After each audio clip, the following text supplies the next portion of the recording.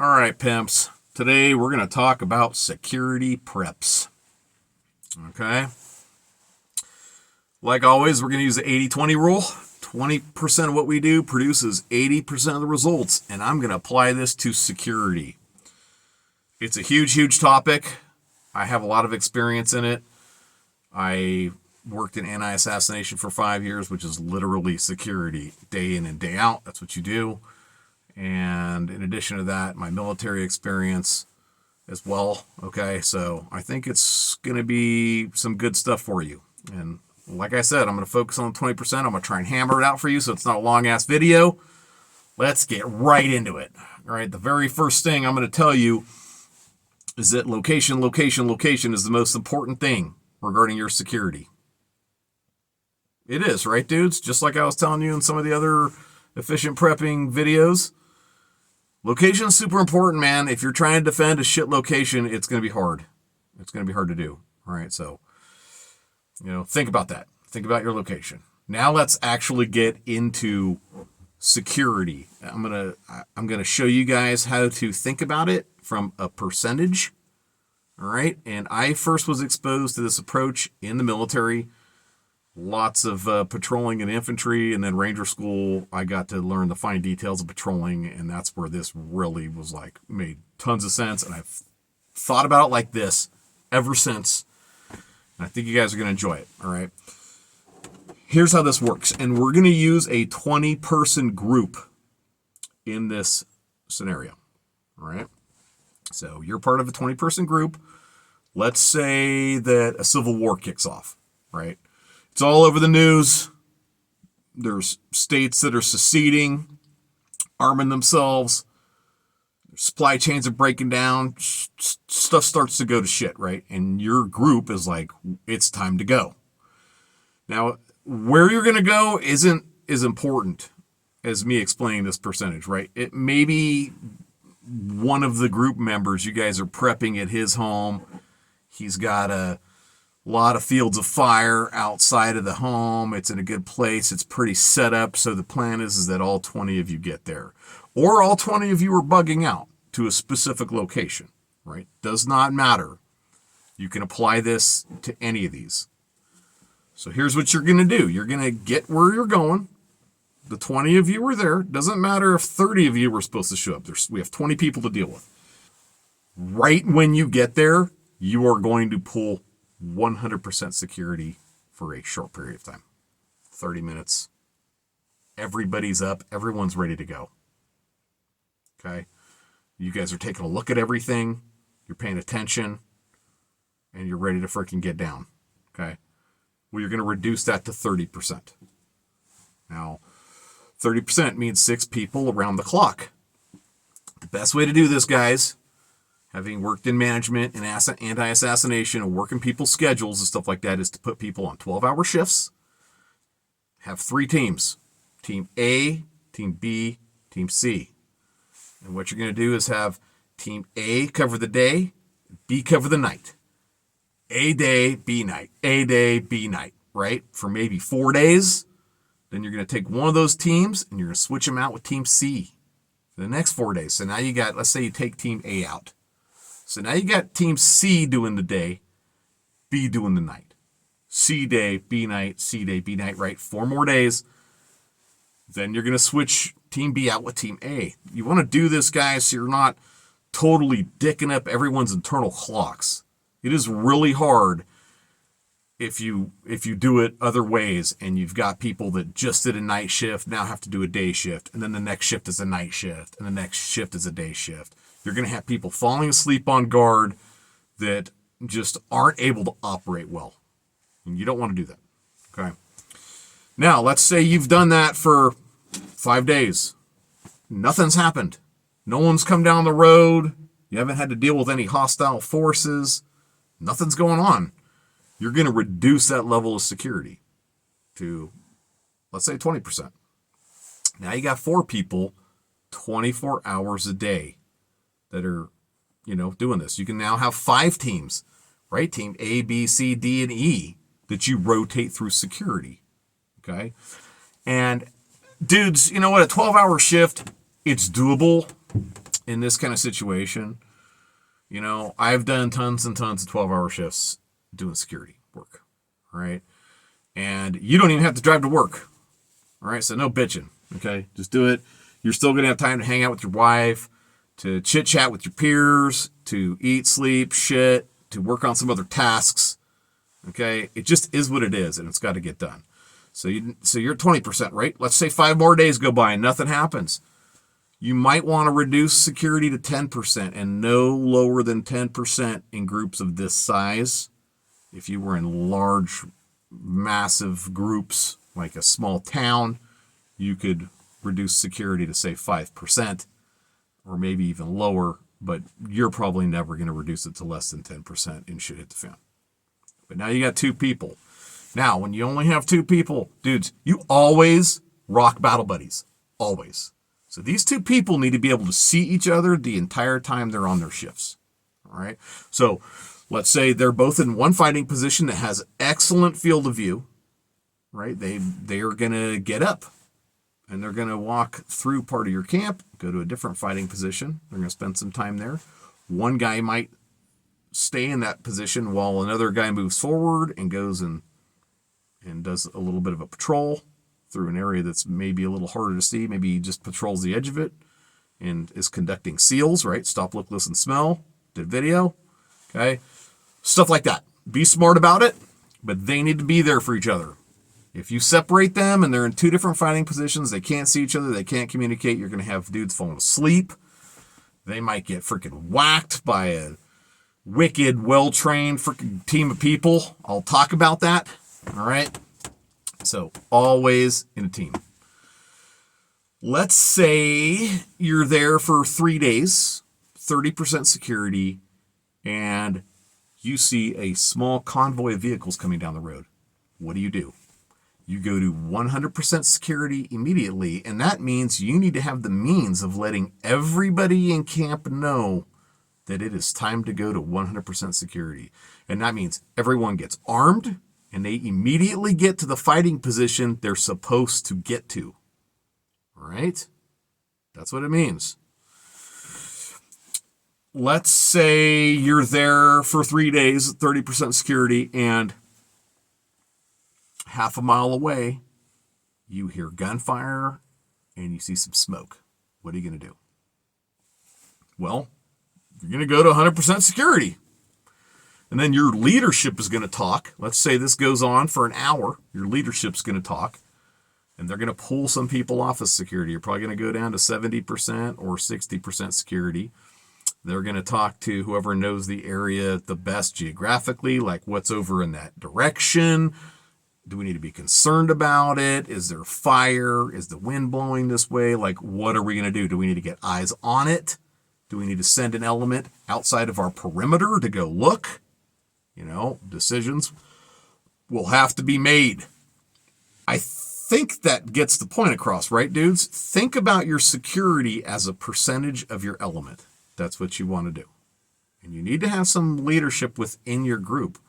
If you have 20 people, you should have one guy that's in charge, and you should have 2 other people that are in charge of everybody else. And they're in charge of specific people.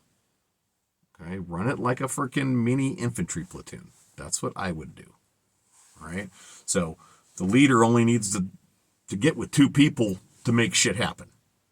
All right? It's hard to manage 20 people by yourself. It's much easier to manage a couple and to have them manage a couple and to have them manage a couple.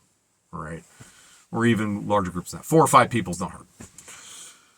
Okay, let's talk about some other things here. I want to talk about the fighting position real quick. And I'm not going to show you guys how to do a whole fighting position right now. If it's something you're interested in doing, I know there's videos out there. I saw a guy did a great job setting up an L-shaped machine gun fighting position on YouTube. A video he did that I watched like a month ago for shits and giggles. I was reminiscing. I was like, I remember that shit. But guys, what you're really looking for in a fighting position is a position that is going to offer cover fire to you and your people against rifle caliber projectiles. That's what you're looking for. So, very thick dirt, dirt with rocks in it. What you don't want to do is have a whole bunch of big rocks right on the exterior. They can ricochet bullets. You will have shards of rock flying into your faces and your eyes as bullets are hitting them. Okay, so if you're using rocks, you want them to be covered in dirt if possible. All right. Sandbags are excellent, but sandbags filled with sand. If they're filled with dirt, they're not nearly as effective. All right. You have to like almost triple them up if they're filled with dirt. So sandbags filled with sand are great. But the idea is that every fighting position has a field of fire. It's got an area that you're supposed to be looking at and an area that you're supposed to effectively be able to put rounds down range on. All right? That's the goal of a fighting position. So when you pick these, pick ones that are going to be effective. Good positions to give you good fields of fire. All right? Let's talk about your physical camp. Now remember, it doesn't matter if this is a singular home, a home with some outbuildings, a half dozen shelters, tents and shit set up at a bug out spot. It does not matter. But you have your camp, right? Outside of your camp, immediately outside of your camp, you have your fighting positions. You want people that were sleeping to be able to get up, arm themselves, and get to a fighting position as rapidly as possible without exposing themselves to all kinds of fire from bad guys. That's your goal. Okay? So right outside of your camp is your fighting positions. Then you have an area that you consider to be yours. And beyond that would be a perimeter. Now the perimeter, if you're in the service and you're some kind of fire base, it could consist of like triple strand concertina wire. It could be a number of things. But in this situation for you, it's generally going to have some kind of terrain feature or man-made feature that is going to be the limit of that. It could be an irrigation ditch, or canal, a tree line where the tree line ends, right? Where the road is. Barbed wire fences, the creek, you name it, okay? But this area is yours. This is the area that you are protecting, and you want to have fairly clear fields of fire to that. I say fairly clear. It's going to have to be up to you. There's some places where clearing a whole bunch of brush, it's going to eliminate a place where the enemy could possibly sneak in and get closer to you, but at the same time, it's going to make your camp more visible. It's something you're going to have to decide based on your numbers. Like if you're in a small group of people, let's say 5 people, are you going to want to clear all that brush? You're in a small camp, I don't know. I'd have to be in the situation to make that decision. I think you're going to have to be too. All right. So now we're going to talk real quick about operational security in your actual camp. Right. So noise and light discipline, stuff like that. All right. So let's talk about that for a minute. A lot of preppers and survivalists are going to be like, no lights. I'm going to tell you that's bullshit. What I'm going to tell you is to be smart about your lights instead. Okay. Have your lights on and when people in a way where people outside cannot see them. Because dudes, let's be honest, right? Like winter hours, you get like 12 daylight hours, maybe 11 daylight hours and 13 of dark. You're going to go sit in a dark freaking, house with your thumb up your butt for 13 hours a day? That's not very efficient. And this is all about being efficient, right? You want people to be able to have a little bit of downtime while keeping the noise discipline, right? But you want people to be able to have some community. You want people to be able to knit socks and to clean small game in the house. That's what I do. I clean it in the house now. I'm not even a shit hit the fan. Well, I kind of live like I'm a shit hit the fan, so, that's the way to do it, guys. But you get the idea. So if you're in a home and you're in like an area where there's other homes that have can visually see your home, maybe look at blackout curtains. They're very thick curtains that keep the light from getting out. There's a lot of ways to make them. A lot of sailors make them a certain way, and RVers make them a certain way. So take a look at those. All right. Fighting positions within the home. That may be a possibility. You might be in a place where there's no putting fighting positions outside of it because they'd be too obvious and it'll attract the wrong kind of attention. So what you want to do instead is you want to put sandbags under window sills. Stack them up to the windowsill. Any place you might be taking fire, places in the home that are going to provide you like good observation outside, like maybe the corner of a room. There might be a window here and a window here, right? Sandbags all the way through that corner. Okay. And dudes, there's a lot of clowns that think that a automobile provides good cover against modern semi-automatic rifles, and they are going to get a big freaking surprise when the shit goes down, man, because you're going to Swiss cheese their ass. Meanwhile, you'll be behind sandbags. You'll be golden, because a house is not going to stop bullets, guys. It's not going to stop bullets. The other thing is you probably got a family in there. You know, you need to stop those bullets with those sandbags, because it doesn't matter if your family's in a different room. You know, they're in danger of being shot. There's something else I want you guys to do too. When it comes to thinking about your fields of fire regarding your camp and defending it, there's 3 kinds of elements you're going to have to deal with.